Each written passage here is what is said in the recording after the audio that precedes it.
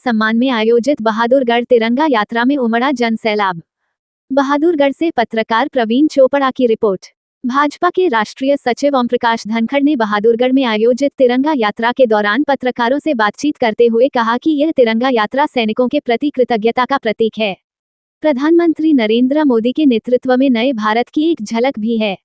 मोदी सरकार के फैसले और सेना के सामर्थ्य से सारा देश खुश है।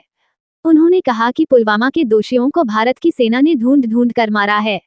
9 आतंकी ठिकाने मिले, सभी को सटीक चोट मारी और ध्वस्त कर दिए। पाकिस्तान की सेना तुर्की और चीन से उधार के ड्रोन लेकर मदद को आई तो नए भारत की सेना ने हवा में ही उनको उड़ा दिया। पूरी दुनिया ने देखा कि कैसे नए भारत की सेना ने अपने सामर्थ्य से पाक के कई एयरबेस और अन्य सैन्य ठिकानों को बर्बाद कर दिया। भारतीय सेना की स्टिक मार से पाक 4 दिन में ही घुटनों पर आ गया और सीजफायर की गुहार लगाने लगा। राष्ट्रीय सचिव ने कहा कि इस लड़ाई ने साबित कर दिया कि हम चोट मारेंगे तो सही ठिकानों पर मारेंगे।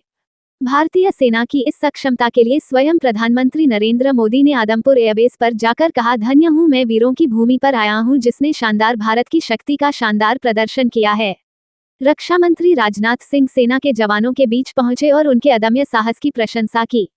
धनखड़ ने कहा कि हमारी सेना ने माताओं बहनों का स्वाभिमान बचाने का जो साहसिक काम किया है उसके सम्मान में हम तिरंगा हाथों में लेकर सड़कों पर निकले हैं।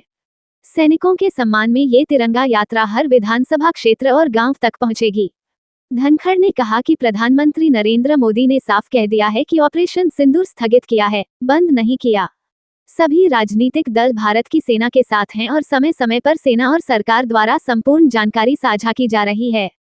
पीएम मोदी ने साफ कहा है कि टॉक और टेरर, ट्रेड और टेरर साथ साथ नहीं चल सकते। अब खून और पानी भी एक साथ नहीं बहेगा। तृणमूल के सांसद सौगत राय के सबूत मांगे जाने के सवाल पर धनखड़ ने कहा कि पूरी दुनिया ने मीडिया के अनेक माध्यमों से भारतीय सेना का सामर्थ्य और स्टिक मार देखी है। फिर भी सबूत चाहिए तो उक्त जन को ड्रोन से पाक भेज देना चाहिए।